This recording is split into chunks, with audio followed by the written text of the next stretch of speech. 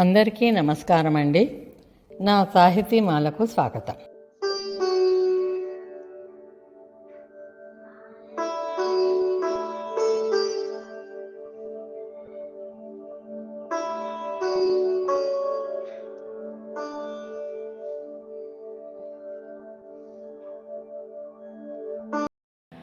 ఓం శ్రీ భూనీల రాజ్యలక్ష్మి సమేత లక్ష్మీనారాయణ స్వామి నమః.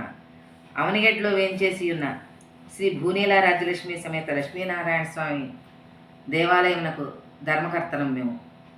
పోతరాజు వంశీయులైన పోతరాజు భాస్కరరావు గారి ఆధ్వర్యంలో 45వ బ్రహ్మోత్సవం జరుపుకున్నాం. దీనికి సంబంధించిన కొన్ని ఆచార వ్యవహారములు మా అత్తగారు, మామగారు, బావగారు, ఆడపడుచు ఎప్పుడూ చెప్తూ ఉండేవారు. దానికి సంబంధించి ఆచార వ్యవహారములు ఉన్నాయమ్మా. అర్చకులు మనకి అవినాభావ సంబంధంతో ఈ కళ్యాణం మనం ఎప్పుడూ జరుపుకుంటూ ఉంటాము కాబట్టి ఈ విధంగా చేయాలని చెప్తూ ఉండేవారు. దానికి సంబంధించి కొన్ని ఆచార వ్యవహారములు నేను చెప్తున్నాను ఇప్పుడు. మొదటి రోజు స్వామివారికి కళ్యాణం, పెళ్ళికొడుకుని చేస్తాము. స్వామివారికి అభిషేకం. ఆ అభిషేకం రోజున స్వామివారికి మనం అందరము మేళతాళంతో స్వామివారికి అభిషేకం చేయించి పెళ్ళికొడుకు చేయటం ఆ కార్యక్రమం అయిపోతుంది. ఆ రోజు సాయంకాలం నుంచి అంకురార్పణ మొదలవుతుంది. అంకురార్పణ జరిగేటప్పుడు స్వామివారికి మన ఇంటికి మేళతాళములతో స్వామివారి పళ్ళకి వచ్చి దాంట్లో స్వామివారి గరుడు బట్ట ధర్మకర్తలు మేళతాళంలో గుడికి వెళ్ళాలి. తర్వాత అక్కడ ఆ కార్యక్రమాలు జరుగుతాయి. రెండో రోజు వచ్చేసరికి స్వామివారికి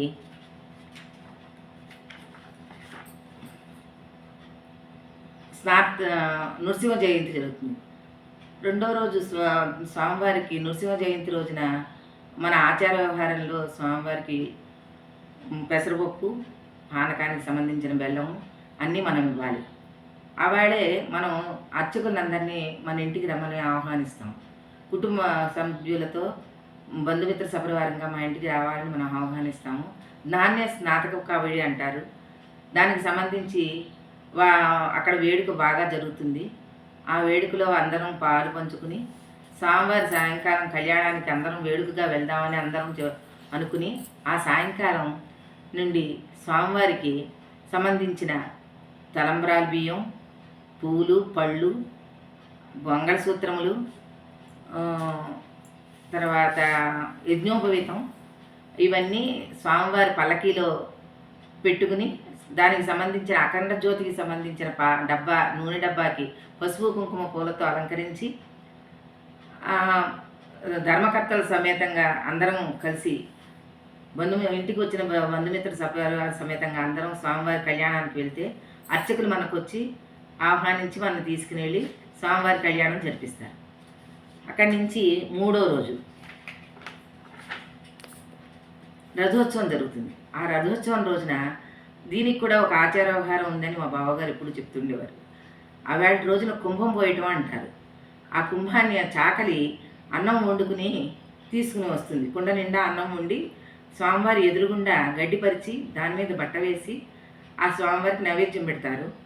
ధర్మకర్త రథం ఎక్కి స్వామివారికి కొబ్బరికాయలు, తమలపాకులు దిష్టి తీసివేయాలి. అక్కడి నుంచి స్వామివారు భక్తజనం ధర్మకర్తలు స్వామివారిని ఊరేగించుకుంటూ మన ఇంటికి వస్తారు. ఇంటిలో ఉన్న మనం అందరం కలిసి స్వామివారికి ఎదురు వెళ్ళి స్వామివారిని మన లోపలే ఆహ్వానించి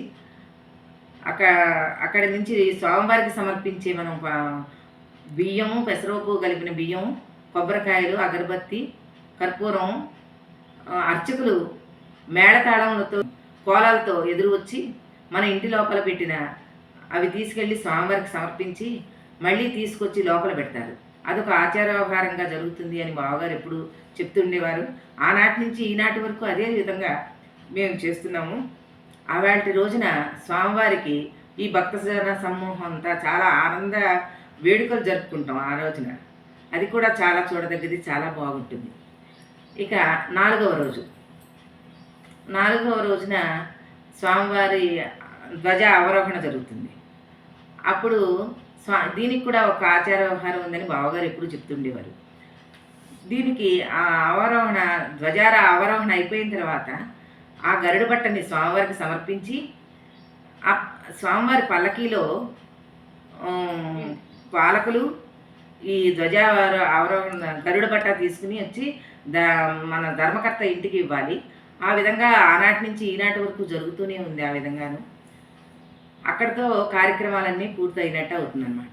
ఈ ఆచార వ్యవహారాలన్నీ ఇలా చెయ్యాలమ్మా అని చెప్పి ఆ పెద్దలు చెప్పిన మాటని ఈనాడు వరకు తూచా తప్పకుండా మేమందరం ఆచరించి ఈ కళ్యాణాన్ని 47 సంవత్సరాల కళ్యాణాన్ని 45వ సంవత్సరాల కళ్యాణాన్ని చాలా దిగ్విజయంగా చేసుకున్నాము. దీనికి ఆ స్వామివారి కరుణాకటాక్ష వీక్షణాలు ఎల్లవేళ మనందరి మీద ఉండాలని నేను కోరుకుంటున్నాను. విధుల విధుల విభుడేగేనిదే మోదము తోడుతా మొక్కరో జనులు. విధుల విధుల విభుడేగేనిదే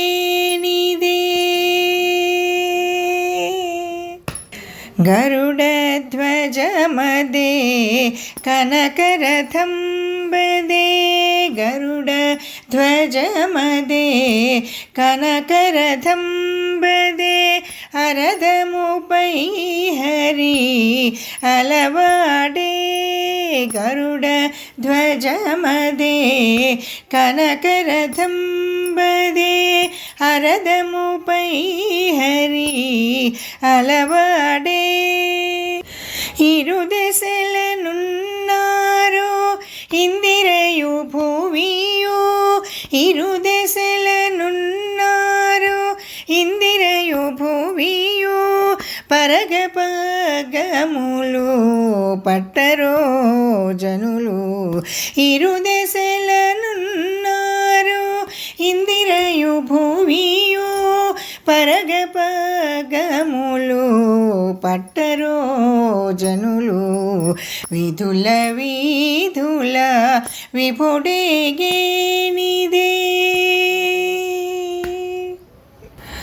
ఆడేరదివో అప్సరలెల్లరు పాడేరు గంధర్వ పతులెల్ల ఆడేరదివో అప్సరలెల్లరు పాడేరు గంధర్వ పతులెల్ల వేడుకతో వీడే విశ్వక్సేనుడు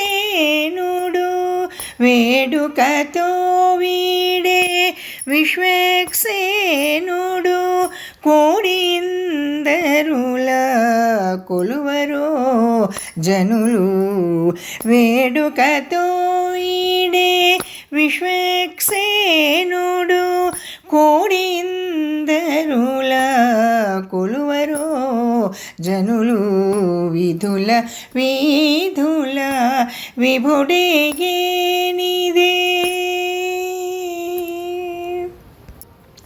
శ్రీ వెంకటపతి శిఖరము ఛాయదే భావింపబహువై